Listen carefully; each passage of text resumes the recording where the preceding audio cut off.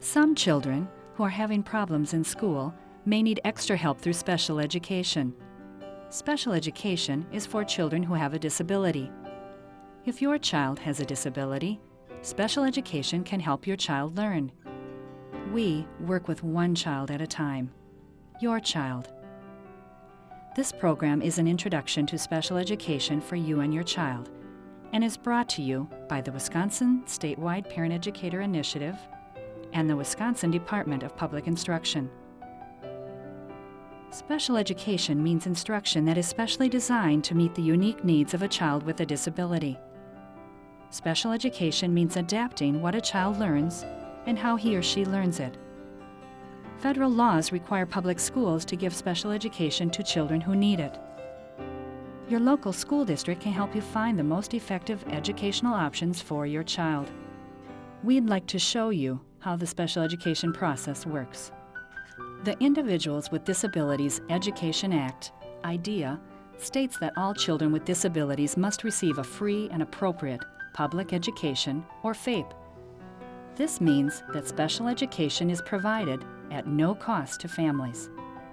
What is appropriate for one child will likely be different than what is appropriate for others, and special education meets the unique needs of each child. All services are delivered with the intent of helping you to prepare your child for further education, employment, and independent living.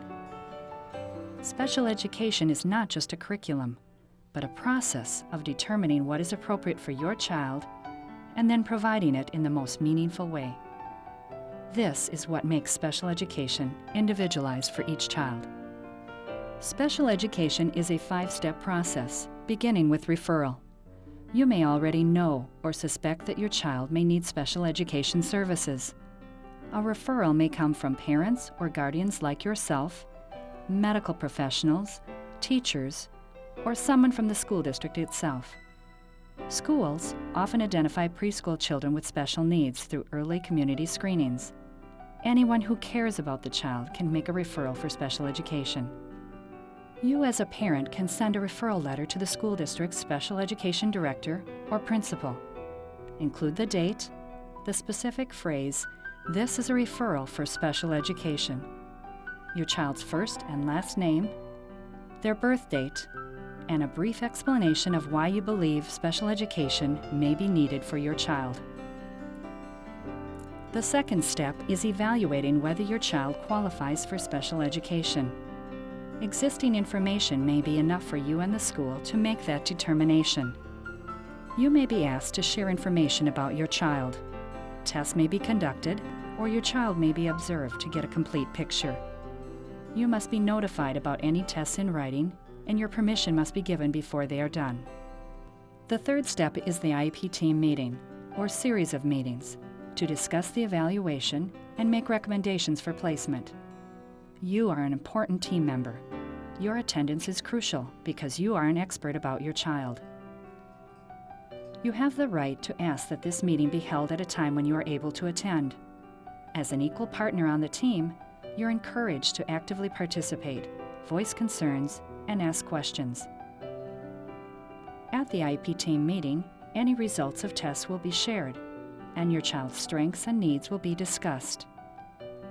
If it is decided that your child is eligible for special education, the team will provide an evaluation report and prepare a written plan.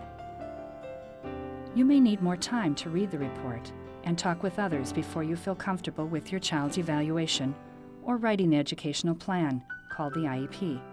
This is normal. Ask the school personnel to wait or set up another meeting until you are ready for the next step. We will talk about the IEP in more detail later in the video. The fourth step in the process is placement, based on your child's IEP and taking into account what your child should be learning.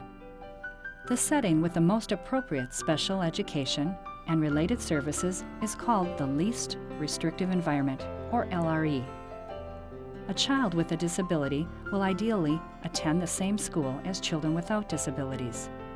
Sometimes this isn't appropriate, but the team will strive for the least restrictive environment as close as possible to home. After the IEP meeting, you will be asked to sign consent before your child receives special education for the first time. All school staff must follow the IEP. Throughout the year, you will receive reports from the school about your child's progress towards his or her IEP goals. However, your child's teachers will also want to communicate with you along the way. Be available and stay involved. This is a good way to share daily concerns, stay informed, and build positive relationships with the people who care for your child every day. The final step is an ongoing one, the annual review. Your child's IEP will be reviewed yearly to determine if services are appropriate, if the goals are being reached or should be changed, and if any additional needs have occurred. This ensures that your child is receiving the best possible combination of services to help him or her achieve their personal best. In addition, each special education student is reevaluated for eligibility at least once every 3 years, unless you and the school agree not to hold an evaluation. The school district has 15 business days after receiving a referral to send a request for your signed consent to evaluate your child. After you send the school your written permission, the school has 60 calendar days to complete the evaluation and hold an IEP team meeting to determine if the child is eligible for special education services. After that, the school has an additional 30 days in which to complete an IEP and offer placement. You will receive plenty of information about this process. It is a good idea to start a file to contain the paperwork. The Individualized Education Program, or IEP, is the heart of your child's special education. A team of many concerned people will participate in your child's IEP. This is called the IEP team and includes a local educational agency representative, or LEA. This is usually a school district professional who has the authority to say what the school can provide to your child. This person might be a principal or a school psychologist. Other people on the team are you, your child's regular education teacher, a special education teacher, and other people invited by you or the school who care about your child or have special expertise. Your child, if 14 years of age, must be invited. The purpose of the IEP team is to evaluate your child for eligibility for special education, determine your child's educational needs, recommend placement, and review the IEP to ensure that present and future needs are met. Classes and related services beyond the normal school year may be recommended by the IEP team. This is not summer school and may have a more flexible and varied schedule.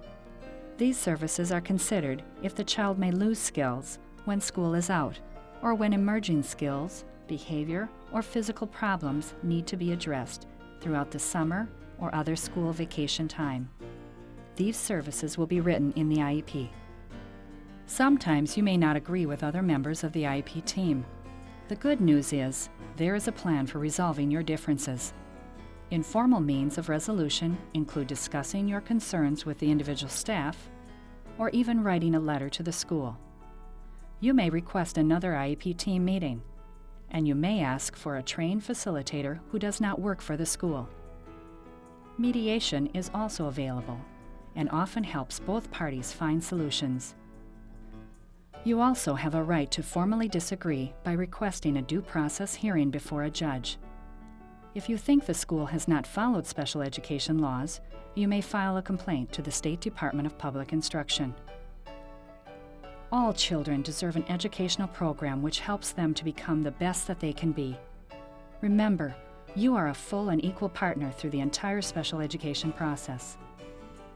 Be sure you know your rights in the special education process and the people with whom you can work with to best meet your child's needs.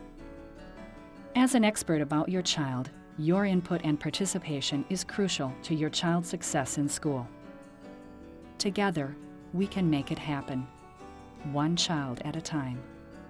For more information, please contact your local school district, Cooperative Educational Service Agency, the Wisconsin Statewide Parent Educator Initiative, or other parent advocacy groups, such as Wisconsin Facets, to assist you with any questions you may have.